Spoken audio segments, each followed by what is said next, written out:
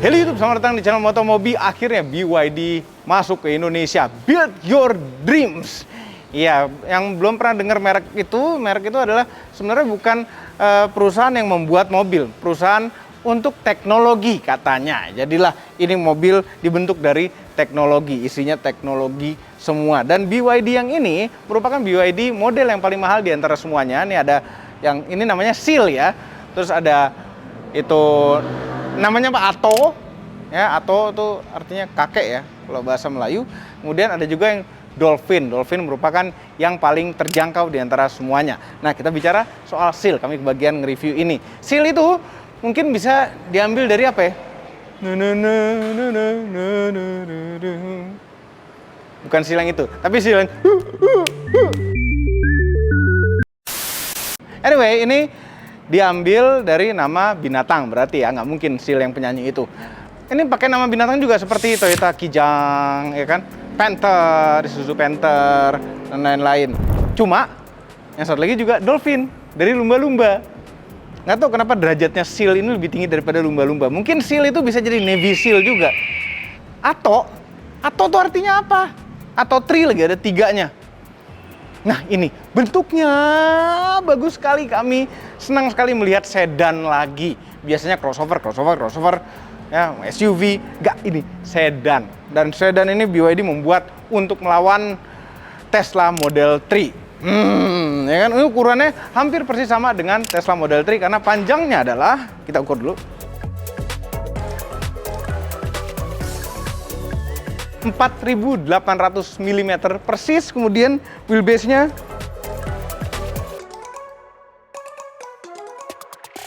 2.920 mm.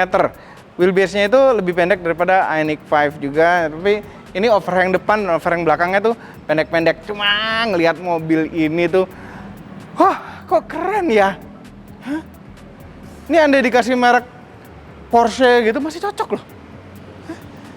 Bagus, bentuknya bagus. Kita lihat dari depannya. Ada merek BYD-nya di depan, terus lampunya juga bagus. Ini mengingatkan kami pada Porsche Taycan. Porsche Taycan, terus ini di bawah ini ada garis-garis, 4 garis. Ini DRL-nya berarti nih. Dia ada sistem ADAS, tapi tidak pakai radar depannya. Dia hanya pakai mengandalkan kamera di situ. Nah, kuncinya itu seperti ini.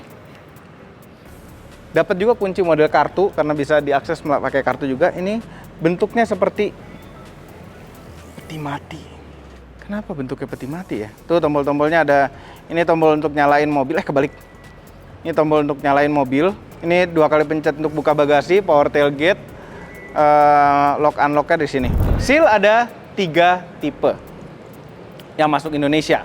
Standard range, extended range, dan yang all wheel drive. Masing-masing spesifikasi tenaganya berbeda dan ukuran baterainya untuk yang extended range dan yang all wheel drive itu sama. Yang besar itu 82,56 kWh untuk yang extended range dan yang all wheel drive. Nah, yang paling bawah yaitu yang standard range, baterainya hanya mendapatkan 61,44 kWh. Range-nya menurut perhitungan NEDC untuk yang standard range itu 510 km. Wah, jauh sekali, padahal cuma 60 kW. Itu berarti sekitar 9 km per kWh ya? Ya, 9-8an gitu. Nah, untuk yang extended range, range-nya itu 650 km, jauh sekali. Tapi untuk yang all wheel drive, karena baterainya sama yang extended range, itu hanya bisa 580. Kok jauh juga ya? Oke, semuanya baterainya itu tentu seperti mobil listrik lainnya ada di bawah sini dan baterainya itu LFP. Tapi modelnya blade gitu, beda sama baterai-baterai mobil listrik biasa tuh modelnya kayak baterai-baterai vape gitu. Nah, ini baterai model blade dan baterainya bukan lithium ion tapi lithium iron fosfat yang katanya lebih tidak berbahaya. Tetap aja apabila terjadi apa-apa, matiinnya pakai lithium fire killer Motomobi. Ini sekarang kita lihat urusan pervelekan dan perbanan. Untuk yang extended range dan yang all wheel drive itu sama, dapat 19 inch seperti ini, bannya 235/45, lebar sekali untuk ukuran ban depan ya. Dan remnya untuk yang standard range itu tidak mendapatkan rem seperti ini remnya floating dan disknya itu drilled, ada bolong-bolongnya. Tapi sayang ketutupan ini nih, padahal beda nih material ini, kayak semacam tambahan plastik aja, yang ini besi. Untuk yang standard range, velgnya itu seperti yang itu, hanya 18 inch, tapi 18 inch hanya ya. Ada diffuser bohongan. Ini kayak tempat knalpot 2, bagus nih. Belakangnya juga keren, ya. Satu hal, hampir lupa. Urusan ngecharge. Nah, ini keren nih. Mobil ini arsitekturnya itu 800 volt ya, seperti mobil-mobil listrik yang lebih advance di Indonesia. 800 volt itu berarti voltase yang tinggi, berarti kabel-kabel yang dipakai ini bisa tidak terlalu besar sehingga memangkas beratnya tidak terlalu mengganggu mobilnya. Charge-nya di sini dia ada AC charging, tapi AC chargingnya katanya hanya bisa 7 kW dan DC chargingnya dia bisa maksimal 150 kW. Kenapa nggak sekalian bisa 350 gitu loh? Padahal udah arsitektur 800 volt ya kan? Bagasi. Pakai tombol, keren. Bagasinya nggak terlalu luas, tapi lumayan dalam. Ini ST Golf aman, masuk ya. Walaupun sedan yang tidak terlalu besar. Ini mungkin ukurannya kayak di bawah BMW seri 3 ya. Saya Tesla Model 3 lah, pas lah. Buka bagasinya juga karena overhang belakangnya itu nggak banyak. Jadi segini aja nih mukanya nih. Bagasinya itu nggak panjang gitu.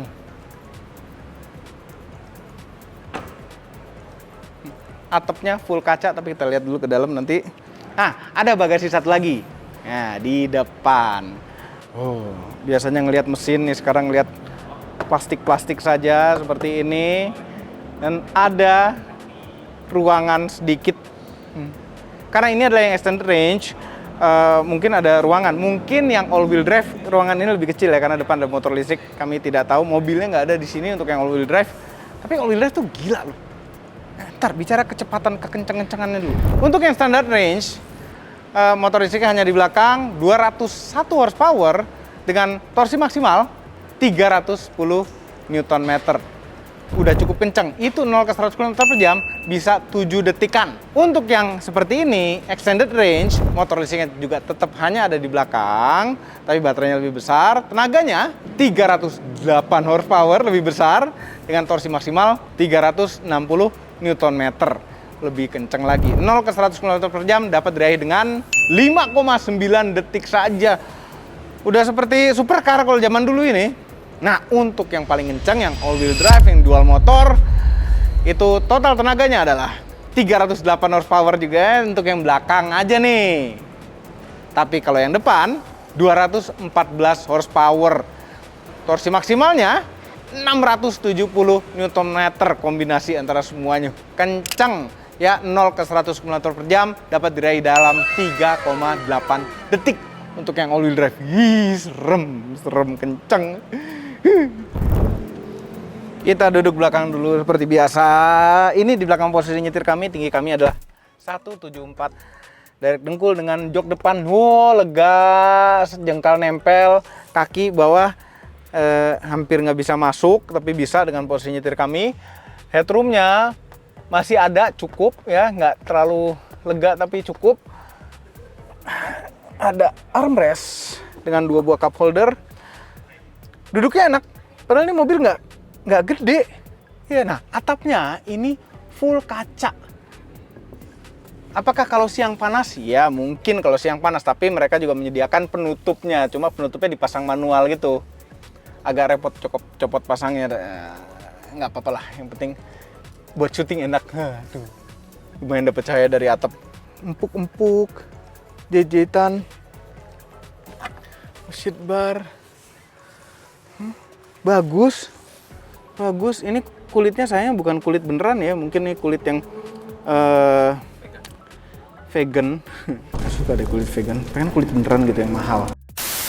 Kantong-kantong, ini ada 2 kantong.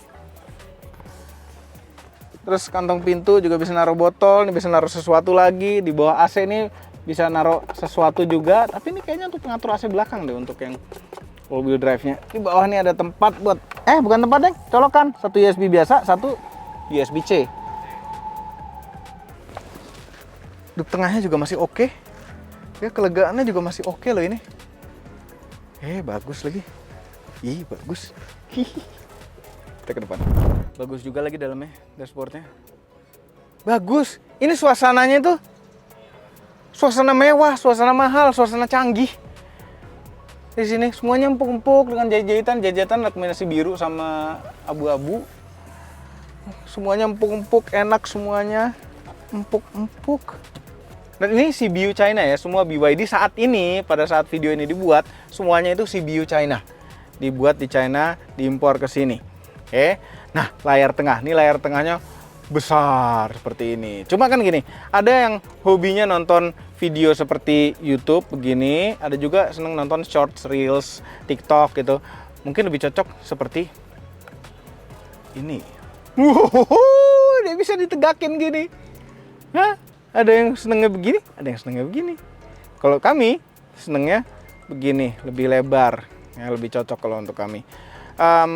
Semua kontrol AC sayangnya semuanya dari sini, kecuali ini ada satu kontrol AC yang pakai fisik, yaitu di layar tengah ini. Ini kalau kita pencet, ada pilihan untuk mengatur blower AC dan suhunya. Nah, tapi suhunya nih, kok di sini hanya single zone, tapi aslinya di sini itu dual zone, kanan dan kiri. Nah, sayangnya pengaturan macam-macam seperti pemanas dan pendingin jok, semuanya itu dari layar. Ada air purification, semuanya kontrol dari layar. Ini ada PM2,5 detection, 34 di luar, 16 di dalam, padahal pintunya dibuka ya. Ini gara-gara ada air purification. Nih menunya itu juga cukup banyak. Nah, regenerative braking-nya itu bisa diatur kuat atau enggak lewat layar juga. Ini kalau dibahas satu-satu nih habis ini video ngebahas layar semua.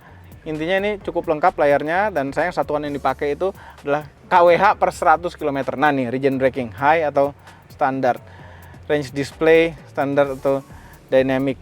Dia juga bisa Apple CarPlay, tapi pakai kabel kelihatannya kalau dipencet karena tulisannya connect an iOS device over USB to start Apple CarPlay.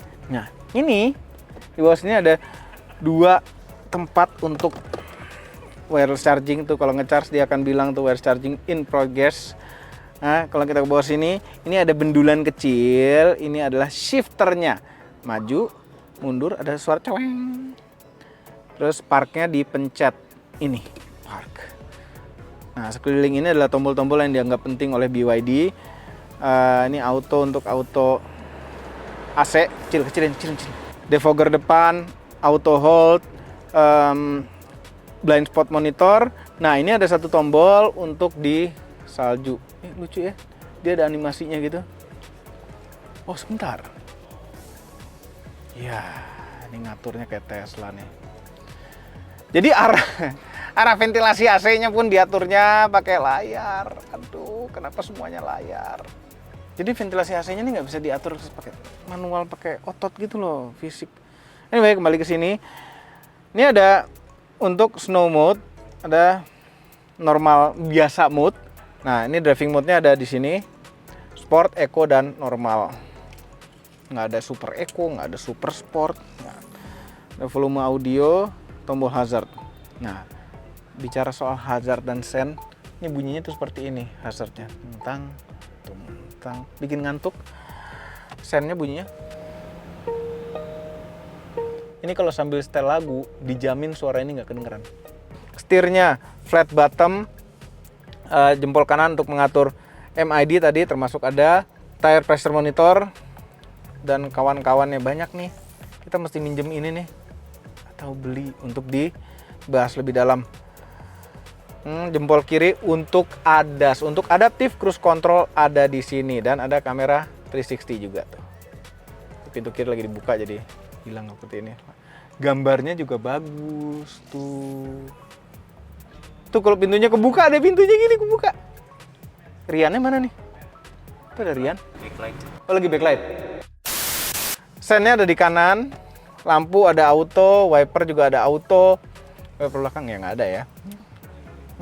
Jendela semuanya full auto up and down. Oh iya, lupa bilang.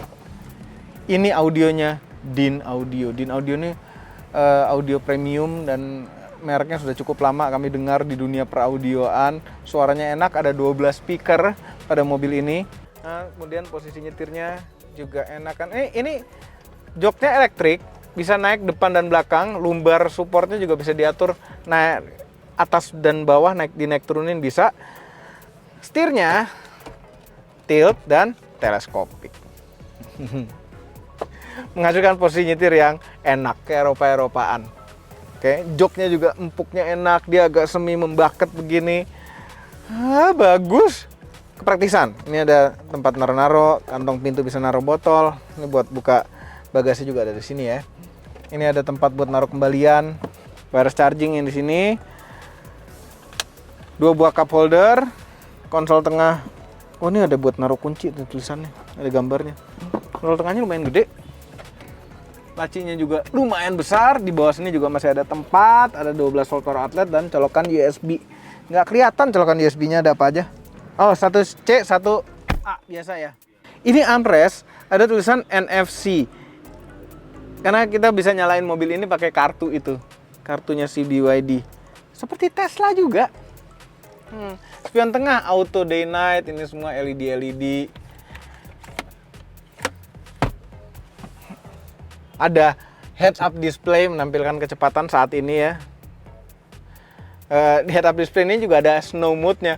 Jadi fontnya itu berubah jadi warna biru kalau snow mode-nya dihidupkan. Berapa duit ya? Penasaran tuh yang all wheel drive tuh loh, 3,8 detik 0-100. Tapi kita bisa.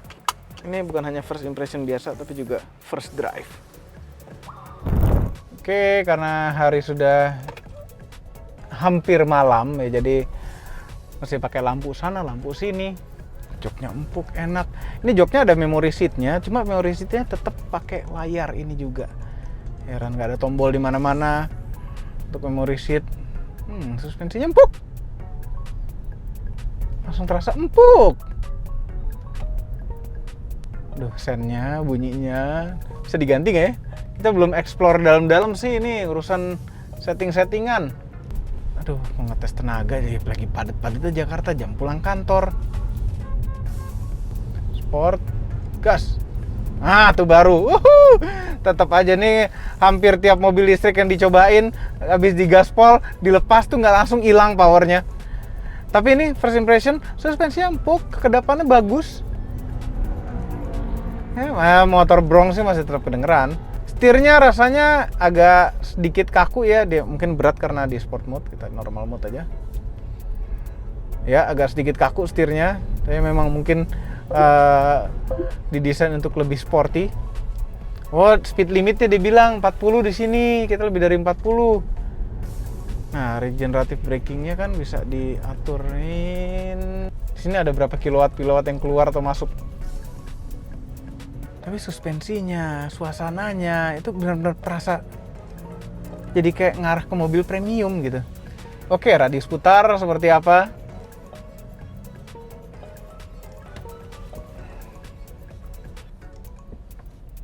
Kaca filmnya juga gelap sekali. Di normal mode itu kayak nggak ada larinya. Tapi di sport mode langsung kenceng, jauh sekali rasanya. Ini ada range display mode juga, ini ada standar, ada dynamic. Standar dynamic begitu diatur-atur nih ada perubahan di range kilometernya. Padahal display doang ya. Hebat ya. Pandangan sih mungkin agak sempit-sempit ya, mungkin kacanya juga agak gelap. Kacanya itu kecil-kecil. Pandangan ke belakang juga agak sempit. Ketutupan headrest. Ini first drive nggak bisa cerita apa-apa. Intinya enak nih mobil. Oke, first drive-nya singkat sekali. Mohon maaf. Nanti kalau sudah ada mobil tesnya, kami buatkan video yang benar-benar full. Ini gelap loh di luar udah. Terang! Ya otomatis nyala kalau misalnya ada objek yang mendekat. Kangen ngelihat sedan ya. Kangen juga punya sedan. Aduh, ini cocok sekali nih mobil. Tapi Anda juga harus cek juga BYD yang Dolphin dan yang Atto tuh interiornya sangat-sangat menarik sekali. Ya, itu ada di channel Motomobi juga reviewnya. Nonton itu apabila belum. Yang review si mamang-mamang used car. Karena waktu kami agak kurang, jadi mamang-mamang used car mudah-mudahan dia bisa lebih detail daripada kami. Boleh nih mobil. Oke, BYD, thumbs up. Jangan lupa tekan tombol jempol ke atas dan subscribe channel Motomobi, Umubi, dan Nasomobi apabila belum, klik dengan tombol loncengnya. Share video ini ke seluruh dunia melalui sosial media Anda, dan jangan lupa follow sosial media kami semua termasuk Instagram. Cek motomobinews.id untuk berita-berita otomotif terbaru. Terima kasih telah menonton. Keren ini ya, 73% baterainya, range-nya 476. Di standar ini dynamic, jadi berubah 463. Terus kalau di sport mode berubah jadi nggak berubah sama sekali, 451. Di eco mode berubah menjadi 465 juga, sama kayak normal. Oke loh nih, kayak ada rasa pengen-pengennya gitu loh. Yang itu dalamnya bagus sekali, tapi luarnya agak-agak biasa aja. Yang Dolphin luarnya kami tidak suka, tapi dalamnya luar biasa. Nonton deh reviewnya. Terima kasih telah menonton.